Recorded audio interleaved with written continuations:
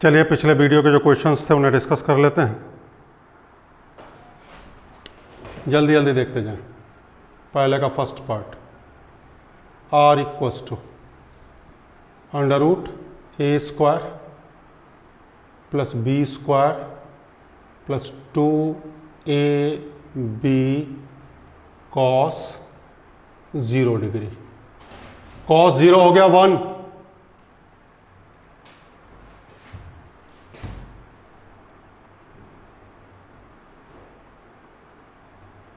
ये आ गया 14 Newton.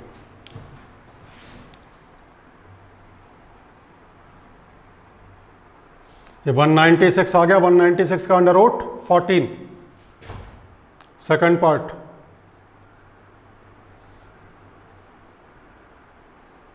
Eight square plus 6 square plus 286 cos 60 degrees 1/2, और ये आ गया under root 148। Third,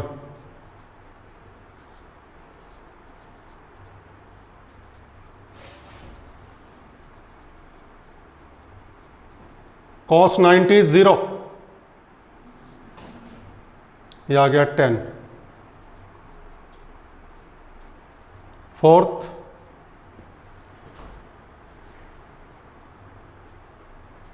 eight square plus 6 square plus 286 cos 120 is minus 1/2 minus 48 under root 52। And fifth, 8 square plus 6 square plus 286 cos 180 degree. cos 180 is minus 1,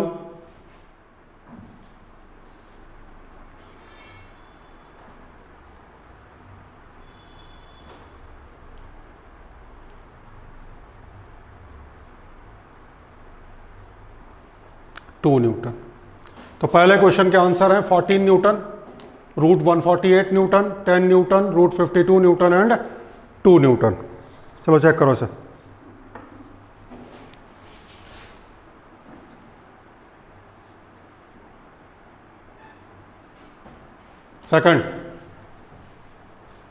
second में हमें क्या निकालना है? Theta निकालना है। आर दिया हुआ,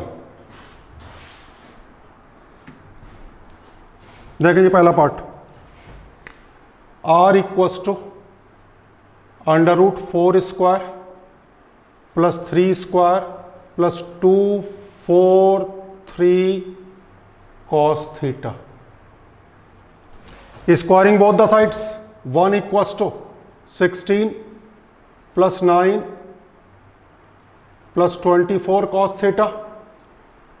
ये आ गया minus 24 equals to 24 cos theta. cos theta equals to minus 1, theta equals to 180 degree. First part का आंसर है 180 डिग्री। सेकंड पे आ जाओ, 5 इक्वल्स टू अंडर रूट के अंदर 4 का स्क्वायर प्लस 3 का square plus 243 cos theta. Squaring 25 equals to 16 plus 9 plus 24 cos theta. यहाँ से आ गया cos theta equals to 0, theta equals to 90 degree. Second part में हो गया 90 डिग्री। थर्ड, यहीं पर लिख लेते हैं थर्ड। थर्ड में कितना लिखना है? 7। ये कितना आ जाएगा? 49।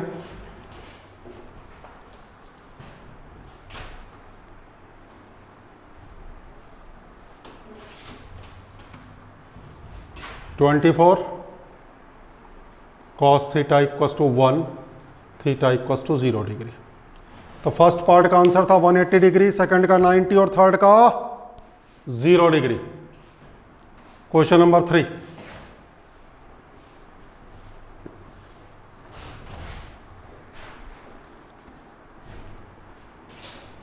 Are equals to under root A square plus B square plus 2ab cos 60. Cos 60 is 1/2, तो ये आ गया 3 इंटू 50 का स्क्वायर, ये आ गया 50√3 न्यूटन। ये तो हो गया आर। अब चाहिए हमें alpha. tan alpha equals to क्या पढ़ा रखा मैंने, B sine theta upon A plus B cos theta 50 sine 60 upon 50 plus 50 cos 60। 50 सब में कैंसिल हो गया, ऊपर आ गया √3/2,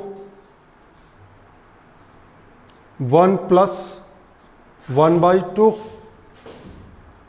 ये आ गया √3/3, 1/√3 और 1/√3, तो अल्फा हो गया 30 degree.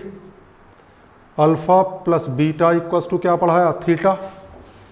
30 plus beta equals to 60, beta equals to 30 degree. तो रिजल्टेंट हो गया 50√3 which makes 30 degree with the first vector and 30 degree with the second vector.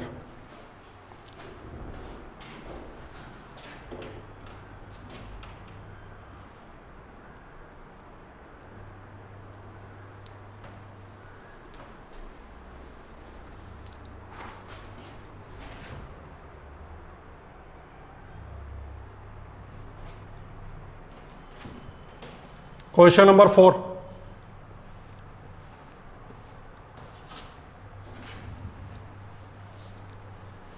Question number 4 को एक आर्टिकल की तरह आप ले सकते हैं, एक रिजल्ट, स्टैंडर्ड रिजल्ट की तरह ले सकते हैं, इसलिए ढंग से पढ़ा रहा हूं, जरा देखें इधर को।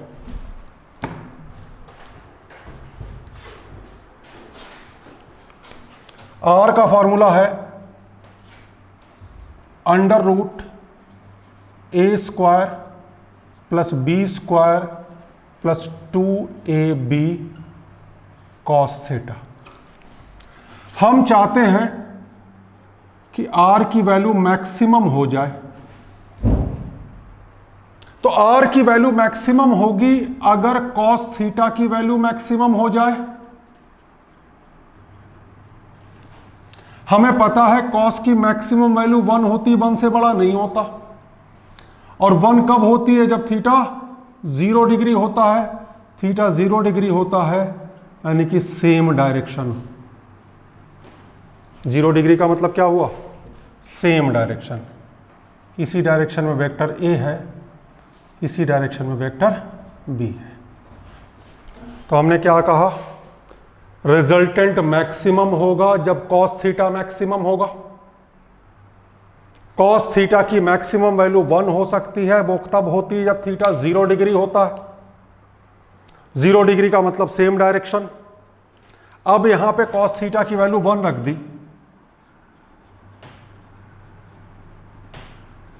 ये आ गया under root A square plus B square plus 2ab। Cos theta की जगह क्या रख दिया, 1। ये क्या बन गया, a प्लस बी का होल स्क्वायर, अंडर रूट निकाला, ये आ गया a प्लस बी। तो पहले पार्ट का आंसर हो गया, a और b के रिजल्टेंट मैक्सिमम तब होगा when they are acting in the same direction and the maximum resultant is a plus B. देख लें जल्दी से।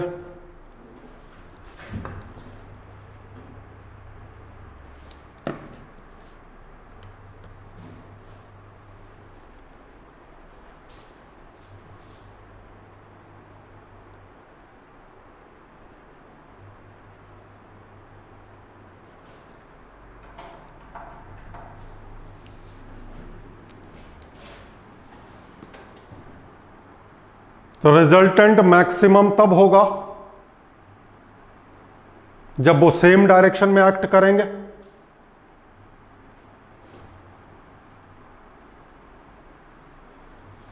और कितना होगा a प्लस बी। अब जरा नेक्स्ट पे आ जाए।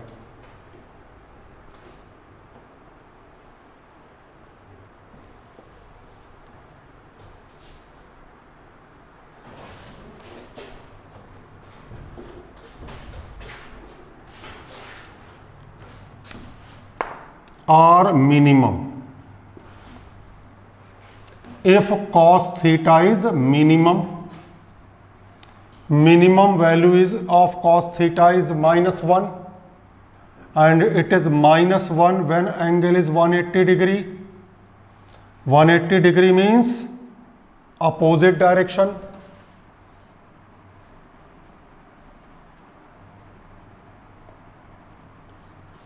ये आ गया जी अपोजिट डायरेक्शन। अब यहां पुट कर दें आप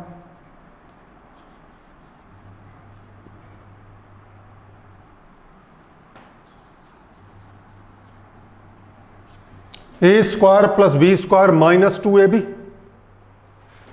ये आंसर आ गया a माइनस बी और b माइनस ए। ये ध्यान रखना a माइनस बी और b माइनस ए दोनों का होल स्क्वायर होता है a square plus B square minus 2ab।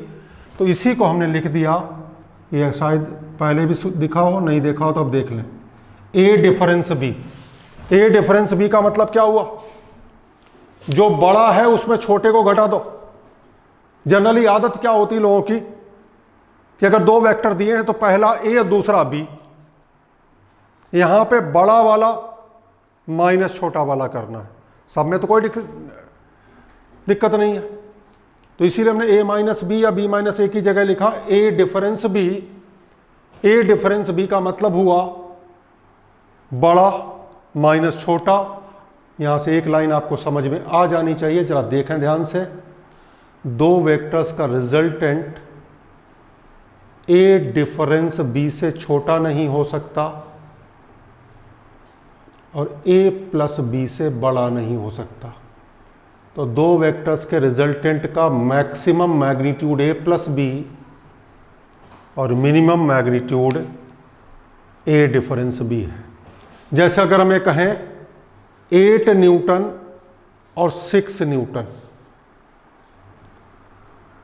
8 Newton और 6 न्यूटन का रिजल्टेंट कभी भी 2 से छोटा नहीं हो सकता और 14 से बड़ा नहीं हो सकता। 2 और 14 के बीच में लाई करेगा 8 न्यूटन और 6 न्यूटन का रिजल्टेंट।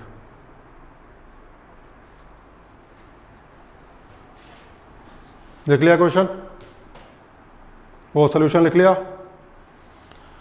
तो स्टैंडर्ड रिजल्ट हमने बता दिया। जैसे इस तरह से क्वेश्चन आता है, दो वेक्टर दिए होते हैं, उनका मैग्नीट्यूड दिया होता है और नीचे दिया होता है कौन सा रिजल्टेंट इनका नहीं हो सकता। तो हमें मिनिमम वैल्यू पता, मैक्सिमम वैल्यू पता। जो मिनिमम से भी छोटा है वो नहीं हो सकता और जो मैक्सिमम से भी बड़ा है वो नहीं हो सकता।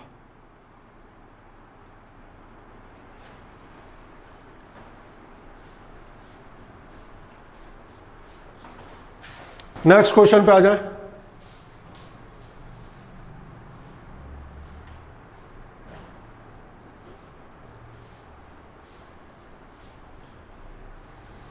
इस क्वेश्चन की जरा लैंग्वेज पढ़ें। हालांकि यह कंपटीशन का आया हुआ सवाल है, लेकिन एक लाइन का क्वेश्चन है। अगर क्वेश्चन को आप ध्यान से पढ़ेंगे तो उसने कहा दो वेक्टर्स के मैग्नीट्यूड का सम 18 है, तो हम पहला वेक्टर x मान लेंगे तो दूसरा वेक्टर हो गया 18 माइनस एक्स। यहां तक कोई दिक्कत भाई? दो वेक्टर्स के मैग्नीट्यूड का सम 18 है, तो अगर पहले वेक्टर का मैग्नीट्यूड हमने x एज्यूम कर लिया तो दूसरे वेक्टर का मैग्नीट्यूड हो गया 18 माइनस एक्स। रिजल्टेंट का मैग्नीट्यूड है 6। और इसके बाद जो लाइन दी है, अगर वो लाइन आपकी समझ में आ गई तो इसमें कोई वेक्टर का फॉर्मूला नहीं लगेगा, ऐसे ही क्वेश्चन सॉल्व हो जाएगा। उसने कहा resultant is perpendicular to the vector of smaller magnitude. इतना कहते ही उसने कह दिया कि जो ट्रायंगल बनेगा वो राइट एंगल ट्रायंगल बनेगा, क्योंकि उसने कहा resultant is perpendicular to the vector of smaller magnitude. 90 degree angle एक आ ही गया तो ट्रायंगल कैसा हो गया? Right angle triangle. अब इसमें पहचान है, ये हमने R मान लिया, ये हमने x मान लिया, ये हमने 18 माइनस एक्स मान लिया। R की वैल्यू कितनी है? 6। छोटा वेक्टर, बड़ा वेक्टर, रिजल्टेंट छोटे वेक्टर के परपेंडिकुलर। पाइथागोरस लगा दो। 18 माइनस एक्स का square equals to X square plus 6 का स्क्वायर। ठीक,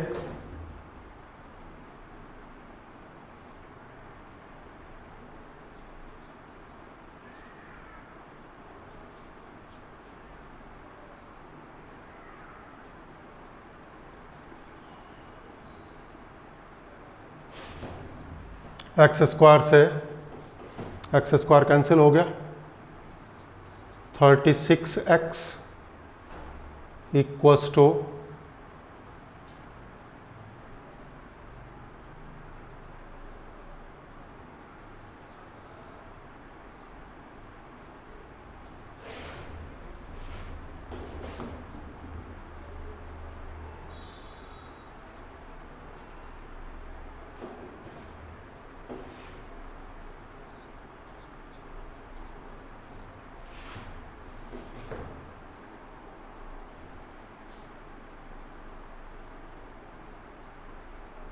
आ गया 8, तो 18 माइनस एक्स हो गया 10।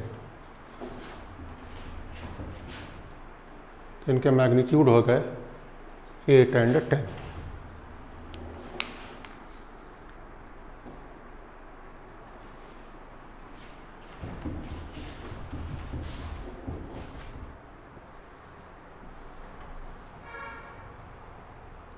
तो जो एक लाइन इसमें लिखी है which is perpendicular to the vector of smaller magnitude, इतना लिखते ही क्वेश्चन सॉल्व हो गया। किसी वेक्टर के फार्मूले की इसमें जरूरत नहीं है, सीधे सीधे पाइथागोरस से हो रहा है।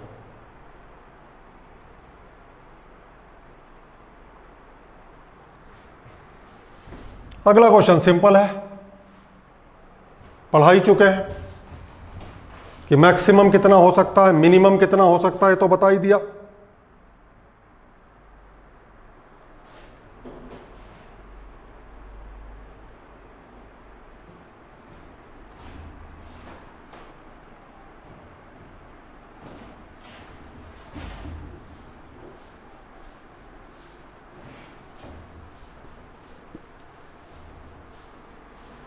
मैक्सिमम कितना हो सकता है? a plus B.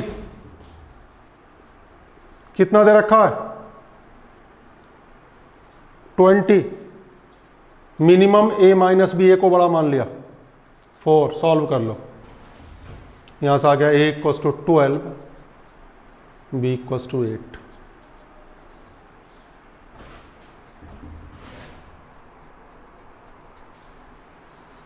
Question number 7।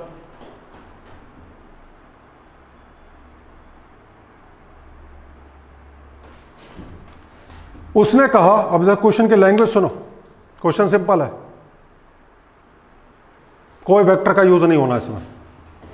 वो कह रहा है दो वेक्टर्स का जो रिजल्टेंट है वो पहले वेक्टर से 30 डिग्री और दूसरे वेक्टर से 60 डिग्री बना रहा है, तो दो एंगल का सम 90 हो गया, तीनों एंगल का सम 180 होता है। इसका मतलब है राइट एंगल ट्रायंगल हो गया। ये बना लिया जी right angle triangle. Question solve. ये एंगल कितना? 30।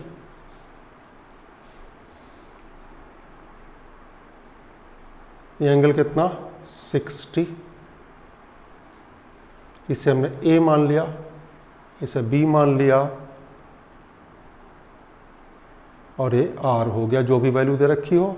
एक बार लगा दो cos 30, एक बार लगा दो sin 30, एक बार में a आ जाएगा, एक बार में b आ जाएगा। तो क्वेश्चन को देख के एकदम से चौंकना नहीं कि सीधे सीधे फार्मूला ही लगा देना है, r equals to under root A square plus B square plus 2ab cos theta. Question को ध्यान से समझें। दो वेक्टर हैं, जोड़ने का एक ही तरीका है, ट्रायंगल लॉ।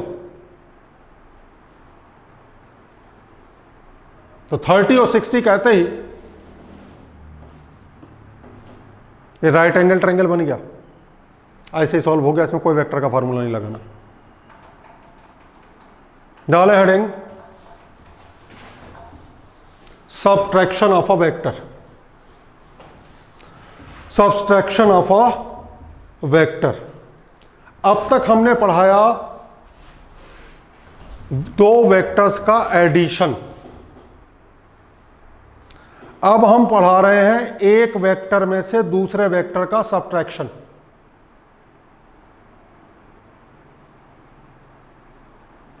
यानी हमें क्या निकालना है? हमें निकालना है vector A minus vector B. हमने आपको बताया वेक्टर में एक ही लॉ है, ट्रायंगल लॉ, और ट्रायंगल लॉ एडिशन का है, सबट्रैक्शन का तो है नहीं। तो वेक्टर्स में सबट्रैक्शन का कोई लॉ नहीं होता, लॉ होता है एडिशन का। और वैसे अगर हम देखें सबट्रैक्शन भी एडिशन ही है। Subtraction is also an addition. Subtraction means addition with a negative value.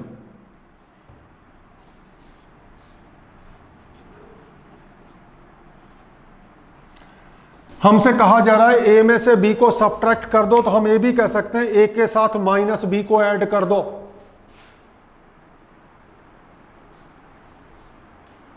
ठीक, अब बी और माइनस बी में क्या फर्क है?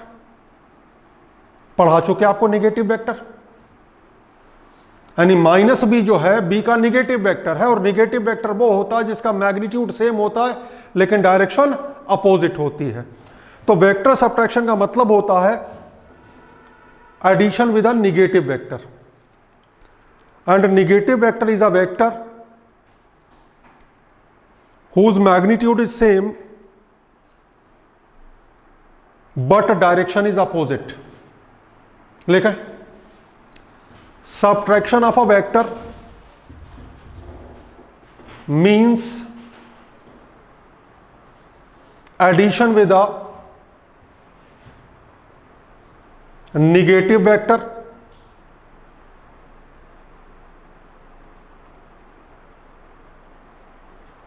and a negative vector is that whose magnitude is same but direction is opposite. देखें जरा इधर को, अब तक हमने पढ़ा है वह था वेक्टर ए,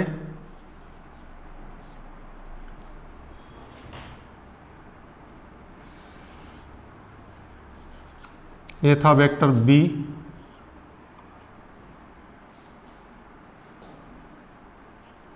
एंगल था थीटा, हमने इसे ज्वाइन कर दिया,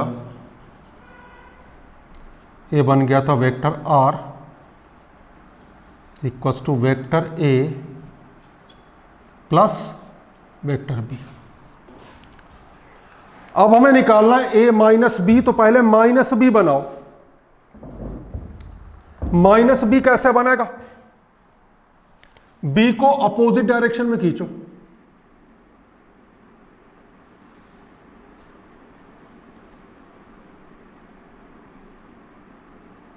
कितना?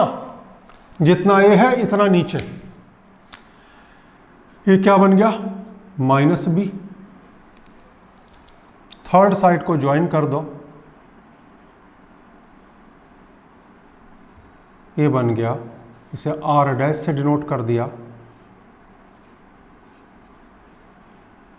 Vector A minus vector B. ये एंगल थीटा था, ये एंगल हो गया 180 माइनस थीटा। तो समझ में आ गया भाई सब्ट्रैक्शन कैसे करते हैं। सब्ट्रैक्शन करते हैं अपोजिट वेक्टर के साथ। तो हमने क्या लिखवाया आपको कि subtraction of a vector means addition with a negative vector, and a negative vector is that whose magnitude is same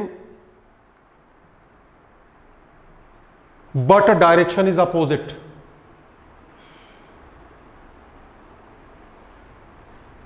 अब यहां से r डैश का फार्मूला निकालते हैं। तो फार्मूला तुम्हारे पास एक ही है, √a² प्लस b²। अब b का मैग्नीट्यूड लो या माइनस b का मैग्नीट्यूड लो, सेम है, प्लस 2ab कॉस थीटा की जगह 180 माइनस थीटा। ये हम पढ़ाएंगे आपको ट्रिग्नोमेट्री में। Cos 180 minus theta is minus cos theta. तो आर डैश का फार्मूला हो गया √a² plus b² minus 2ab cos theta. देखो जरा इधर को, आर को ऐसे भी लिखते हैं, ये क्या लिखा है, दो वेक्टर्स के सम का मैग्नीट्यूड। और आर डैश को ऐसे भी लिखते हैं,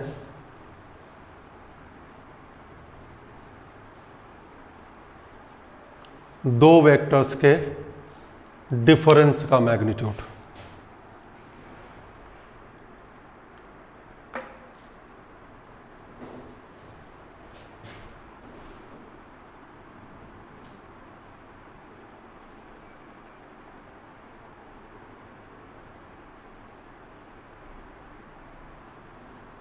लिख लें,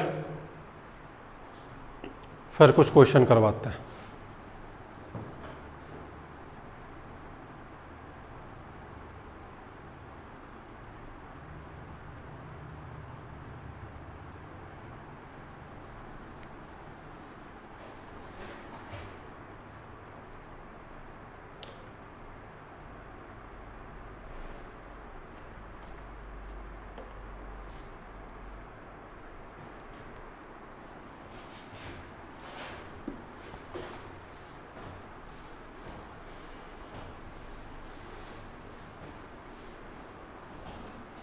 जैसे क्वेश्चन पूछा जाता है कि दो वेक्टर्स के सम का मैग्नीट्यूड ज्यादा होगा या डिफरेंस का मैग्नीट्यूड ज्यादा होगा। अब अगर सिंपल अलजेब्रा में बात करें तो आप कहेंगे कि सम का मैग्नीट्यूड ज्यादा होगा, डिफरेंस का मैग्नीट्यूड कम होगा। आपको यही तो पता है कि जोड़ोगे तो बड़ा मिलेगा, घटाओगे तो छोटा मिलेगा। जैसे आपसे पूछा जाए 5 + 3 कितना होता है, तो कोई भी बता देगा जी 5 + 3 8 होता है। किस में? अलजेब्रा में। वेक्टर में 5 + 3 कितना होता है, तो वेक्टर में 5 + 3 2 और 8 के बीच में कुछ भी हो सकता है। 5 और 3 का मिनिमम कितना हुआ? 2। 5 और 3 का मैक्सिमम कितना हुआ? 8। तो 5 और 3 का मिनिमम है 2, मैक्सिमम है 8। किस में?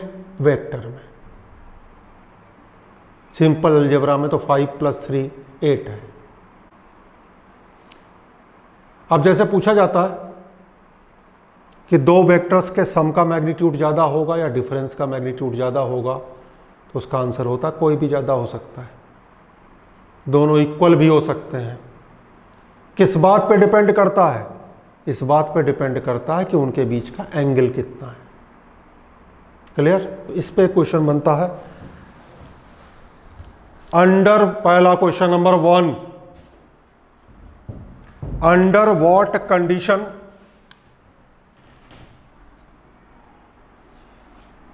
नंबर 1 क्या लिखा है हमने, सम का मैग्नीट्यूड इक्वल्स टू डिफरेंस का मैग्नीट्यूड,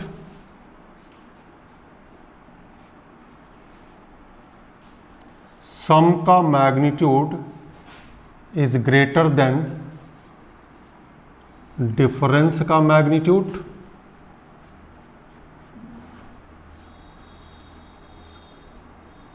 सम का magnitude is less than difference का magnitude.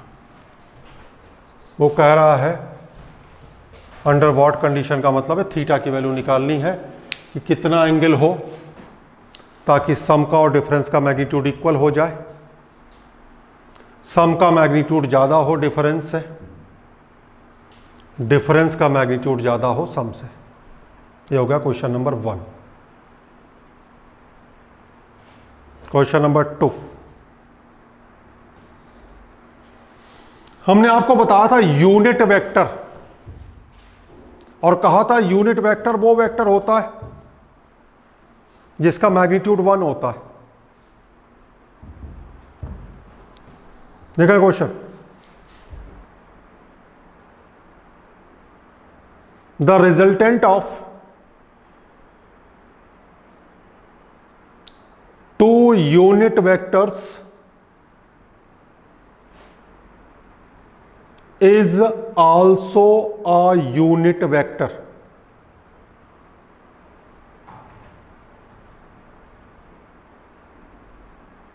Find angle between them. यानी क्वेश्चन क्या है, a equals to 1, b equals to 1, r equals to 1, theta calculate करना। तो क्वेश्चन कुछ अलग नहीं है, क्वेश्चन वही है जैसा क्वेश्चन नंबर 2 हमने करवाया था, लेकिन लैंग्वेज क्या है कि दो यूनिट वेक्टर्स का रिजल्टेंट भी एक यूनिट वेक्टर है, उनके बीच का एंगल बताएं। तो पहले का मैग्नीट्यूड 1, दूसरे का मैग्नीट्यूड 1, रिजल्टेंट का मैग्नीट्यूड 1, थीटा निकालना है। बिल्कुल सिमिलर है third question.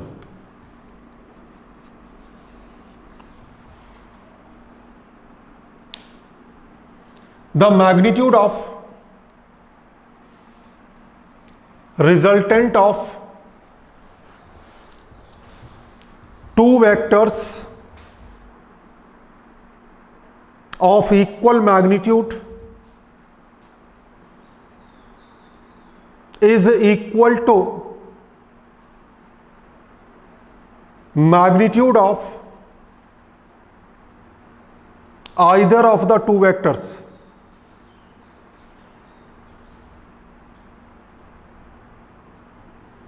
Find angle between them.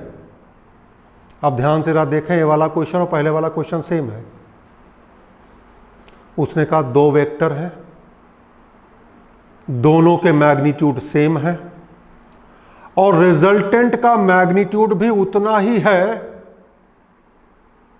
जितना उन वेक्टर्स का मैग्नीट्यूड है।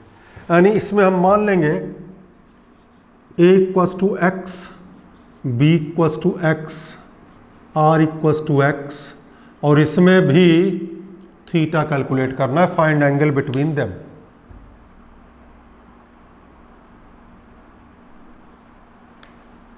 क्वेश्चन नंबर 4 में क्वेश्चन नंबर 2 के साथ हम कुछ ऐड करने जा रहे हैं। लिखें,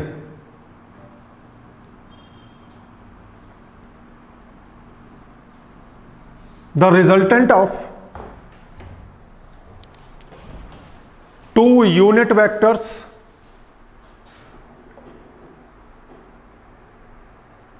is also a unit vector.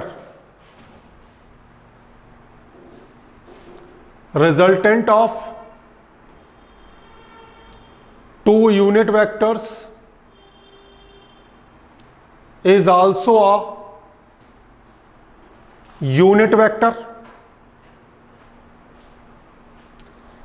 Find the magnitude of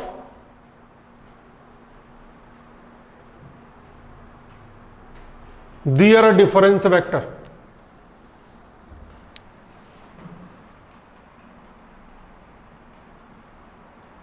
देखें क्वेश्चन क्या है, a equals to 1, b equals to 1, r equals to 1, क्या फाइंड करना है, r डैश फाइंड करना है।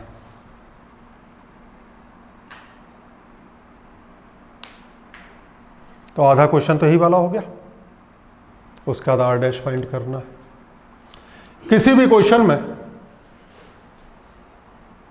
करना क्या है आपको, जहां लिखा हो magnitude of A, vector A plus vector B, वहां लगा दें under root A square plus B square plus 2ab cos theta, और जहां पे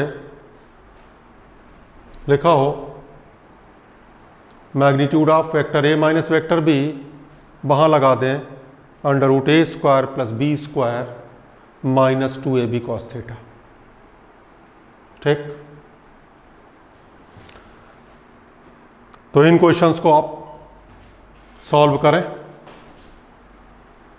नेक्स्ट में हम वेक्टर्स को रिजॉल्व करना बताएंगे, तोड़ना बताएंगे। अभी तक हमने जोड़ना बताया है, अब तोड़ना बताएंगे और इनके आंसर चेक करेंगे। ठीक है, तो इन क्वेश्चंस को आप करें, नेक्स्ट वीडियो में डिस्कस करते हैं।